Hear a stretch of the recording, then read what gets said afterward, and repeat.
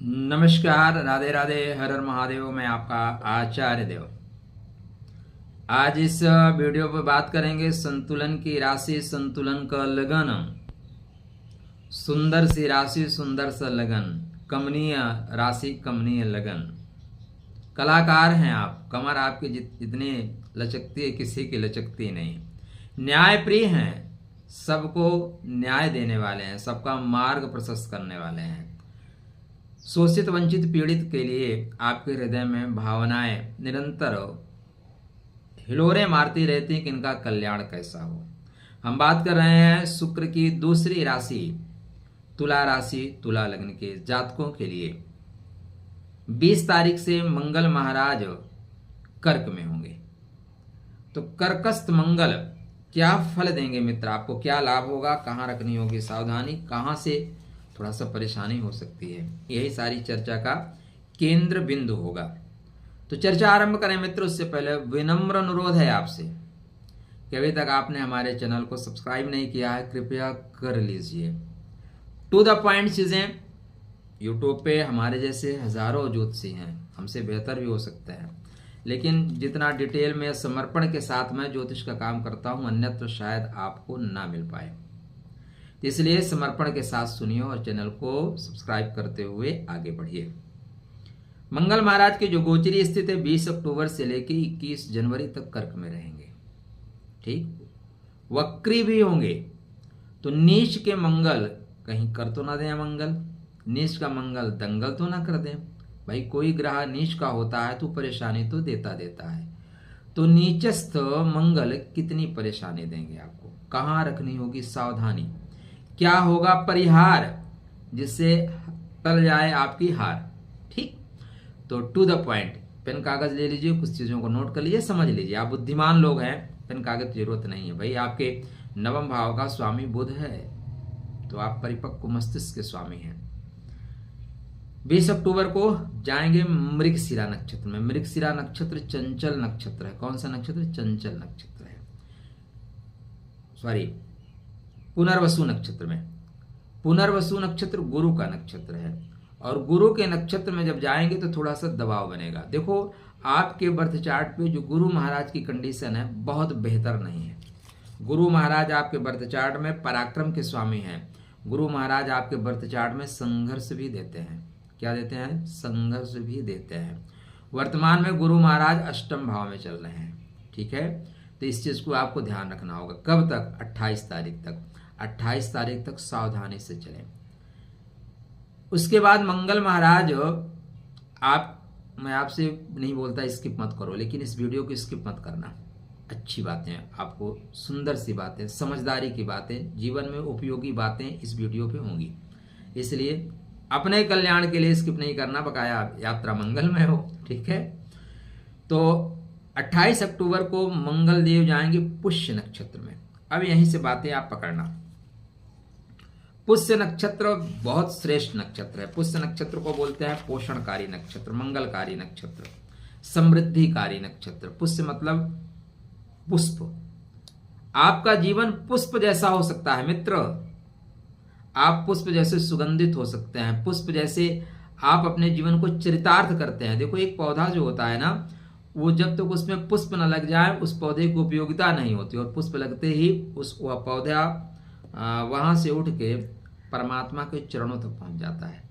कोई परमात्मा के चरणों में पेड़ चढ़ाता है, पौधा चढ़ाता है क्या, लेकिन पुष्प सभी लोग चढ़ाते हैं। मतलब इतने आप होनहार बन सकते हैं, इतने महत्वपूर्ण बन सकते हैं कि लोग आपको उठा के कहीं से कहीं ले जा सकते हैं। इसका मतलब एक बेहतरीन ट्रांसफर हो सकता है, बेहतरीन ट्रांसफर हो सकता है जिसकी चाहत है आपको।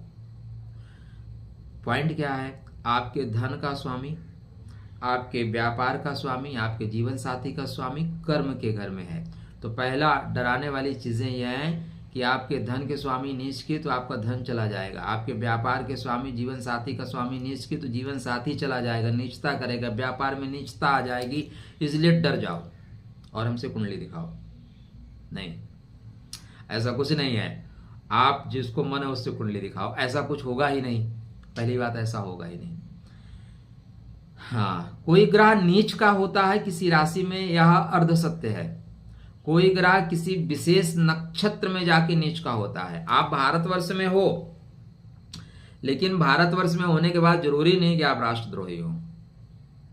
लेकिन कुछ प्रदेश में बहुतायत जनसंख्या ऐसी है जो देश के खिलाफ जा रही है। किसी को खालिस्तान चाहिए, किसी को अपना झंडा बुलंद करना है, किसी को छोटा पायजामा बनाना है, कुछ लोग हैं ना।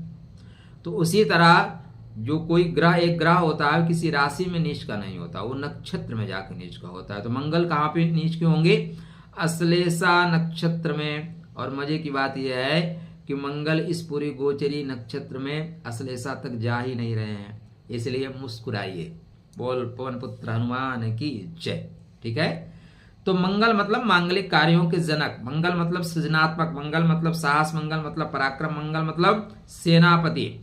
आपके जा रहे हैं कर्म भाव में, और किसके राशि में जा रहे हैं? चंद्रमा की राशि में। नक्षत्र होगा पुष्य नक्षत्र, पुष्य का मतलब पोषणकारी, मंगलकारी, इसको तिस्य नक्षत्र बोलते हैं। और रूप सौंदर्य को लेके चलता है, और यह कोमलता का प्रतीक है, प्रसन्नता का प्रतीक है। वास्तव में यह गाय का थन जैसा है। गाय, गाय मतलब अमृत देने वाली। गाय पशु नहीं है, गोविंद ना जो है नर नहीं है, तुलसी वृक्ष नहीं है, और वृंदावन नॉर्मल भूमि नहीं है। ठीक है, उसकी उपयोगिता को समझें। तो गाय अमृत देने वाली, दूध उसका अमृत जैसा, देसी गाय का, जर्सी का नहीं। ठीक, पृथ्वी लोक पे हम मानते हैं कि गाय के अंदर 33 कोटि देवता आते हैं। 33 करोड़ नहीं, कोटि मतलब प्रकार। देखो ये सारी चीजें आप जानो, नहीं जानोगे तो छोटा पायजामा के लोग जो है आपके बच्चों को बरगलाएंगे। अपने बच्चों को धर्म का ज्ञान सिखाओ। धर्मो रक्षति रक्षिता। ठीक है, या उत्पादन क्षमता को बढ़ाने वाला है, संरक्षण को बढ़ाने वाला है, समृद्धि को बढ़ाने वाला है। और पुष्य मतलब टीम बना के काम करना। तो जो यह टाइम स्टार्ट हुआ है टीम बना के, 20 अक्टूबर, 20 नवंबर, 20 दिसंबर, 20 जनवरी, मतलब लगभग 3 महीने बेहतर दिन है भाई। 3 महीने में बहुत कुछ कर सकते हैं। आपके जीवन साथी कर्म क्षेत्र पे आगे बढ़ रहे हैं, तो जीवन साथी को नौकरी मिलने का योग बन रहा है। आपका धन का स्वामी कर्मा भाव में है, काम ऐसा करोगे भाई कि नौकरी मिलेगी। बड़े लोगों से लाइजन बनेगा सरकार। अच्छा, एक चीज यहाँ पे ध्यान रखना, यहाँ पे आप बहुत आगे बढ़ के काम नहीं करेंगे, आप थोड़ा नीचे काम करेंगे, लेकिन पैसा बहुत कमाएंगे। मैं बहुत से ऐसे संस्थानों में आता जाता हूँ जहाँ मैं देखा हूँ, जो बड़ा साहब होता है ना, उससे ज्यादा पैसा नीचे वाले कमा लेते हैं। लाइजनिंग सर, मेज के नीचे से आता जाता है पैसे, वहां के बाद ही फाइल बड़े साहब तक जाएगी। तो यहाँ पे आपको एक कदम पीछे रख के लाभ ज्यादा मिलेगा। हो सकता है आप लीडरशिप में ना रहें, लीड ना करें, लेकिन पैसा कमाएंगे। बेहतरीन अवसर है। थोड़ा सा यहाँ पे जब नीच राशि में जा रहे हैं तो थोड़ी सी कमी तो आएगी, ऐसा नहीं कि सब कुछ अच्छा होगा। देखो मंगल अग्नि तत्व है, और ये जा रहा है जल तत्व में। आग जल में जाएगा तो क्या होगा? आग ठंडा हो जाएगा। क्या पूरी ठंडी हो जाएगी? नहीं जी, पूरी ठंडी नहीं होगी। तो थोड़ी सी आत्मविश्वास में कमी आएगी। जल्दबाजी में निर्णय बिल्कुल मत लीजिएगा, गुस्सा और चिड़चिड़ापन आ सकता है। रिश्ते में थोड़ी सी जीवन साथी और आप में, क्योंकि शनि के नक्षत्र में है ना, शनि उदासीन है। देखो मेरे पास कल ही किसी की शनि और बुध थोड़े से इंपोर्टेंसी के कारक होते हैं, सदैव याद रखना। या थोड़ा सा नीरसता देते हैं दाम्पत्य जीवन में, प्रेम में नीरसता देते हैं, इसलिए थोड़ा सा मानसिक तनाव बनेगा। रिश्तों में थोड़ी समस्या तो आएगी। मैं बोलूं रिश्तों में समस्या नहीं आएगी, नहीं, समस्या आएगी। उपाय क्या करें? पहले कुछ और मजेदार पॉइंट आपको बता देता हूं। देखो 20 अक्टूबर से जाएंगे, 21 जनवरी तक रहेंगे, और ये 7 दिसंबर को वक्री होंगे 80 दिन के लिए, काफी दिन के लिए वक्री हो रहे हैं, 24 फरवरी तक। 28 अक्टूबर को पुष्य नक्षत्र में जाएंगे, जिसका नाम होगा मेष नवांश। मेष मतलब व्यापार दौड़ेगा सर। यदि आप जागृत अवस्था में रहे तो यह श्रेष्ठ अवसर आपको मिलेगा। यदि जागृत रहे तो, सोए रहोगे तो राधे राधे। 7 नवंबर को फिर जाएंगे सेकंड मतलब वृषभ नवांश में।